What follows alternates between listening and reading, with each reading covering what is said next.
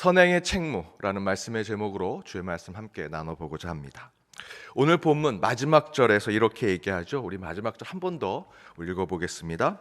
가난한 자를 불쌍히 여기는 것은 여호와께 구워 드리는 것이니 그의 선행을 그에게 갚아 주시리라.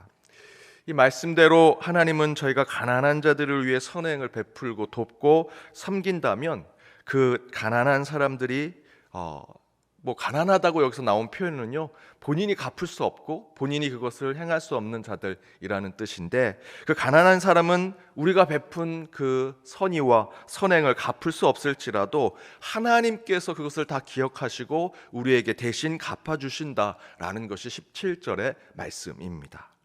여기서 가난한 자를 불쌍히 여긴다라는 것은 돌려받을 수 없는 선행을 하는 것, 그 선행 자체의 의미를 가지는 것, 그리고 오른손이 한 것 왼손이 모르게 하는 착한 일을 한다라는 뜻을 가지고 있습니다. 그런 마음으로 행한 선행과 착한 일에 대해서는 아무도 모르고, 또 그 선의를 받은 사람은 절대로 그 선의를 베푼 저와 여러분에게 그것을 갚아낼 수 있는, 보상할 수 있는 것이 아닌 그 상황일지라도 하나님은 그들을 대신해서 우리가 베푼, 누구도 모르게 몰래 베푼 그 선행을 하나님께서 대신 갚아주시고 보상해 주신다라는 것입니다. 물론 선행은 구원의 절대적 조건이 아닙니다. 하지만 믿음은 그 믿음에 대한 행위가 뒷받침되지 않는다면 완전해질 수 없습니다. 나 믿음 가졌어 라는 것으로 살아가는 것은 지난 수요일 저희들 함께 나눴던 이단 대처 세미나를 통해서 아시는 것처럼 구원파에 머무는 것이죠. 반드시 그 믿음은 우리의 행위와 실천과 삶 가운데 나타나는 것입니다. 이에 대해서 야고보 사도는 이렇게 얘기했습니다. 야고보서 2장 22절 말씀입니다. 함께 읽겠습니다. 내가 보거니와 믿음이 그의 행함과 함께 일하고 행함으로 믿음이 온전하게 되었느니라. 행함으로 믿음이 온전하여진다라고 이야기하지요. 이처럼 믿음이 행함과 함께 일하고 그 행함으로 믿음이 온전하게 되는 것처럼 그리스도인이 믿음으로 의롭게 되는 것은 당연하겠지만, 그렇게 믿음에 충실한 사람은 반드시 그들의 삶도 믿음의 무게만큼, 여러분이 입술로 고백하는 믿음만큼 우리의 삶의 무게에도 행동과 실천이 나타나게 된다라는 것입니다. 그 믿음이 좋다는 사람, 여러분 주변에 믿음이 좋다는 사람, 행실은 그렇지 않은데 믿음이 좋다? 라는 것은 잘못됐죠. 그런 사람이 많으면 교회가 잘못된 것입니다. 믿음이 좋은 사람은 그의 행실도 바르고 온전해야 합니다. 믿음이 좋다는 사람이 행실은 악하고 죄된 삶을 살아가는 사람은 실제로 없습니다. 그런 사람은 믿음이 좋다고 해서는 절대로 안 됩니다. 실제로 진정으로 믿음이 좋은 사람은 삶과 그의 행실에 반드시 선행이 나타납니다. 대신에 참된 믿음의 사람이 선행도 함께 할 때 그들의 선행은 바로 오늘 본문처럼 보이지 않는 곳에서 행하는 선행으로 믿음이 온전해진다는 것이죠. 믿음이 좋은 사람이 나 선행도 이렇게 합니다, 착한 일도 많이 합니다 라고 드러내지 않습니다. 진짜 믿음이 좋은 사람은요, 보이지 않는 곳에서 오른손이 하는 것 왼손이 모르게 하는 선행과 착한 일의 삶을 살아가지요. 바로 그런 믿음의 사람들의 선행에 대해서 하나님은 그 모든 것을 지켜보시고 기억하셔서 그것에 대한 영적인 보상을 우리에게 주신다라는 것이 오늘 본문의 말씀입니다. 이와 같이 하나님은 저와 여러분과 같은 믿음의 사람이 행하는 보이지 않는 선행과 드러나지 않는 섬김과 그 봉사의 삶에 대해서 보상하고 갚아주신다. 이에 대해 저는 오늘 우리의 선행을 하나님께서 대신 갚아주시는 이 영적 원리를 오늘 말씀의 제목대로 선행의 책무라고 얘기했습니다. 선행의 책무. 이런 표현을 통해서 우리의 믿음으로 행해지는 선행은 하나님의 영적인 계좌 안에 우리가 남몰래 베푼 선행이 하나하나 정립되고 쌓여지겠죠. 저 천국의 삶이, 또 천국에 있는 것이 저와 여러분의 영적인 계좌와 같은 은행과 같은 곳이라면 그곳에 하나님의 계좌, 우리의 이름으로 된 하나님의 계좌가 있고 저와 여러분이 남몰래 베푼 그 모든 선행은 그곳에 다 정립되고 쌓여져서 훗날 하나님께서 우리에게 보상해 주신다. 저와 여러분의 선행은 그것이 하나의 하나님의 계좌처럼 다 적금처럼 쌓여져 있는 것이다 라는 것이죠. 그렇다면 하나님 앞에 쌓아 올린 이 선행의 적립금은 우리에게 어떻게 보상되어질까? 그 첫 번째, 저와 여러분이 대가를 바라지 않는 선행과 섬김을 하고자 했다면 하나님은 그것을 다 지켜보시고 기억하셔서 그 대신 하나님께서 우리에게 주시는 것은 사람들의 마음을 얻는 것으로 보상해 주신다라는 것입니다. 여러분이 남몰래 베푼, 오른손이 하는 거 왼손이 모르는 선행을 베푼 어떤 대상에게 그것을 보여줬을 때 그 사람의 마음을 얻게 되고 사람에게 인정받는 삶을 살도록 만들어 주신다는 것이죠. 마태복음 25장 37절에서 40절에 이렇게 기록되어 있습니다. 길지만 함께 읽어보겠습니다. 이에 의인들이 대답하여 이르되 주여 우리가 어느 때에 주께서 줄이신 것을 보고 음식을 대접하였으며 목마르신 것을 보고 마시게 하였느니까 어느 때에 나그네 되신 것을 보고 영접하였으며 헐벗은 것을 보고 옷 입혔나이까 어느 때에 병드신 것이나 옥에 갇히신 것을 보고 가서 배웠나이까 하리니 임금이 대답하여 이르시되 내가 진실로 너희에게 이르노니 너희가 여기 내 형제 중에 지극히 작은 자 하나에게 한 것이 곧 내게 한 것이니라 하시고, 참된 의인은 자기의 선행을 선행이라 생각하지 아니하고요, 내가 당연한 일이라고 생각하고 있죠. 이 자리에 있는 저와 여러분도 저와 여러분이 베푸는 착한 일, 선행, 내가 저 사람에게 선행을 하면 반드시 보상이 오겠지라고 생각하시면서 믿음의 사람으로서의 선행을 하시는 분은 아무도 계시지 않을 겁니다. 내가 하나님께 받은 은혜, 덤으로 사는 인생, 하나님께서 내게 착한 일을 하도록 더 살도록 만들어 주셨으니 내게 연장된 수명의 삶 가운데 늘 선행의 또 착한 일의 삶을 살겠다 하고 이 자리에 계신 거 아니겠습니까? 이에 하나님은 그렇게 우리가 오른손이 한 것 왼손이 모르게 그 사랑을 베푼 그 사람들이 이제 너의 사람이 될 것이다. 그들이 너의 마음을 알고 이제 너와 함께 그 사랑을 나누게 될 것이다 라고 약속해 주신다라는 것입니다. 이처럼 대가를 바라지 않는 선행은 끝내 사람의 마음을 사게 되는 것이고요, 사람들로부터 인정받는 우리의 신앙이 될 것이다라는 겁니다. 보이지 않고 드러내지 않은 선행이지만 끝내 마지막에는요, 그 사람이 여러분의 선행을 인정하게 될 것입니다. 그 모든 과정을 하나님께서 만들어 주신다라는 것이죠. 어느 집사님이 추운 겨울날 연탄을 피워놓고 잠자리에 들었는데 밤중에 갑자기 추워졌습니다. 예전에 여러분 기억나시죠? 연탄으로 저희들 난방을 해서 살았던 그때 그렇게 연탄을 자기 전에 저도 어렸을 때 이렇게 연탄으로 해서 항상 자기 전에 1년의 행사가 다 이렇게 가가지고 연탄을 이렇게 바꾸는 거 아니었습니까? 자기 전에 이제 추워지니까 연탄을 새롭게 놓고 자려고 하는데 이 집사님이 자려고 이 밤중에 분명히 연탄을 잘 옮겨놓고 바꿔놨는데 너무 추운 겁니다. 나가봤더니 누가 연탄을 빼놓은 거예요. 그냥 완전히 냉방의 그런 방이 돼버렸습니다. 그런데 그 다음 날에도 똑같이 그렇게 했는데 밤중에 또 너무 추워서 일어나 봤더니 연탄을 누가 다 빼가지고 갔습니다. 그러면서 이분이 생각합니다. 이거는 분명히 우리 옆방에 사는 사람이 했을 거다. 그런데 이분이 교회 다니는 집사님이니 분명히 심증으로는 옆집에 있는 사람이 한 것 같은데 그 사람하고는 싸울 수는 없고 내가 집사고 교회 다니는 거 다 아는데 한두 번 참아보자, 잘못 바꿨겠지. 그리고 그 다음날 저녁에 자지 않고 살짝 문을 지켜봤더니 진짜 옆집의 이웃이 몰래 와서 그 연탄을 빼놓고 가는 겁니다.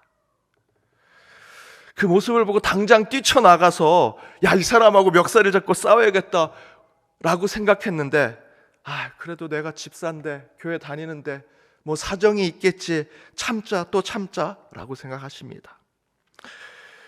그러다가 2주가 지났는데 아니나 다를까 그 옆집에 연탄을 도둑하고 연탄을 빼버리던 그 부인이 찾아와서 문을 두드립니다. 그리고 이렇게 얘기합니다. 제가 연탄 가져간 것 아시지요? 그런데 왜 제게 시비를 안 거십니까? 그러면서 그가 이렇게 하소연을 합니다.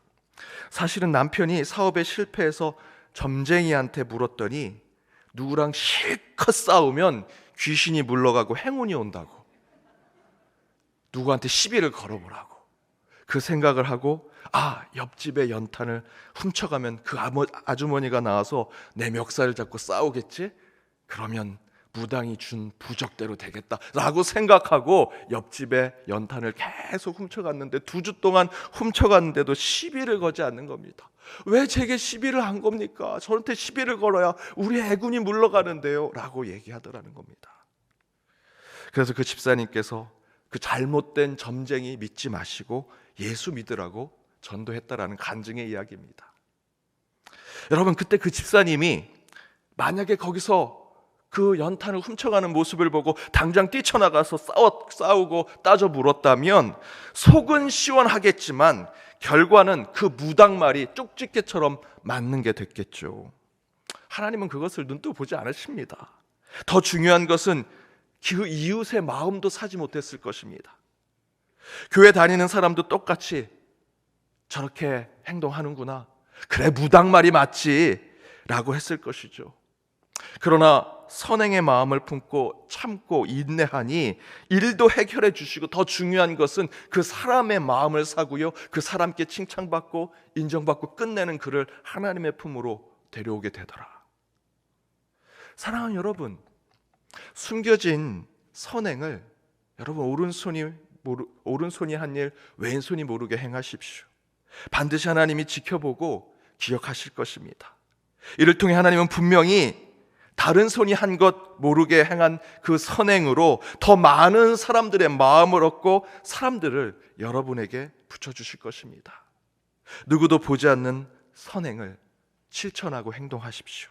반드시 하나님께서 갚아주시고 보상해 주시리라 믿습니다.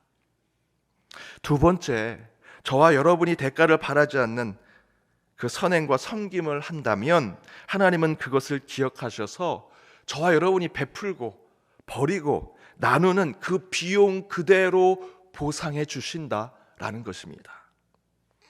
요한계시록 22장 12절에 이렇게 기록되어 있습니다. 공동 번역으로 준비했습니다. 함께 읽어보겠습니다. 주님께서는 이렇게 말씀하셨습니다.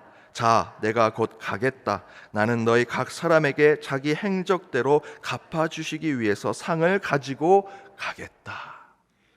주님께서 오십니다. 이 땅에 오십니다. 천국에 올라와서 내가 갚아주겠다라는 것, 물론 그렇게 말씀하신 것도 있죠. 그러나 또한 하나님께서 말씀하신 것은 내가 이 땅에 오겠다, 그리고 너희들이 베푼 만큼 그것을 상으로 너희들에게 주겠다 말씀해 주고 계십니다. 보이지 않는 선행을 한 것에 채무를 느끼신 하나님은 직접 이 땅에 오셔서 몰래 행한 저와 여러분의 착한 일에 대해서 네가 착한 그 모습 그대로, 네가 베푼 그 비용 그대로 내가 갚아주겠다 말씀하시는 것이죠. 유대교 속담에 이런 속담이 있습니다. 자선에 비용이 들지 않는다면 세상은 박애주의자로 가득 차게 될 것이다. 세상에 착한 일을 하겠다는 것에 비용이 들지 않는다면, 돈이 들지 않는다면, 물질이 들지 않는다면 세상은 다 자선에 다 앞장선 사람들이 될 것이다. 박애주의자들로 가득 찰 것이다. 돈만 들지 않는다면 자선 베풀고 착하게 살고 세상의 거지와 가난한 사람들 다 없애겠다고 누구든 말을 못하겠습니까?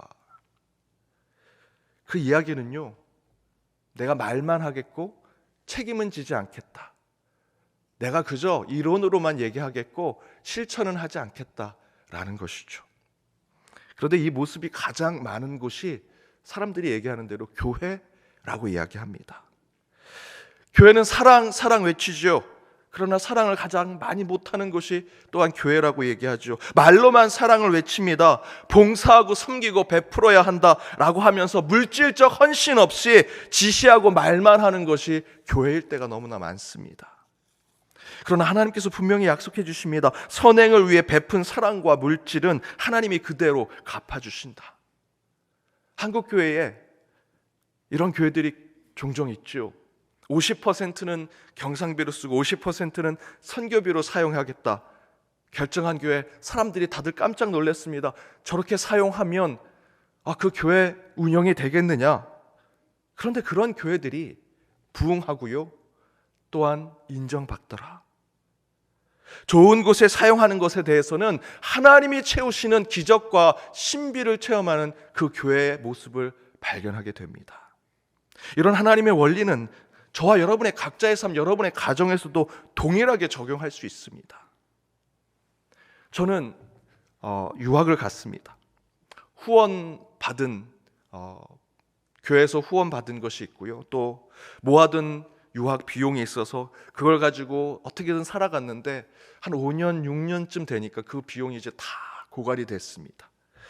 이제 정말 내년에는 진짜 한 푼도 없는 상황, 누가 도와주지 않는다면, 어디에서 돈이 떨어지지 않는다면 이제 도저히 유학을 할 수 없는 상황이 되었습니다.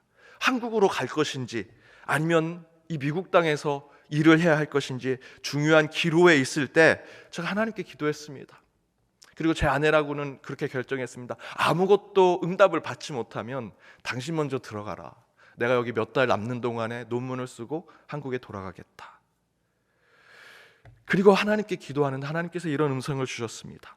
야, 내가 너를 거기 보냈는데 보낸 사람이 책임지지 거기에 간 사람이 어떡하지? 전전긍긍하면서 그 일이 되겠느냐? 보낸 내가 너를 책임지겠다. 그런 음성을 들었습니다.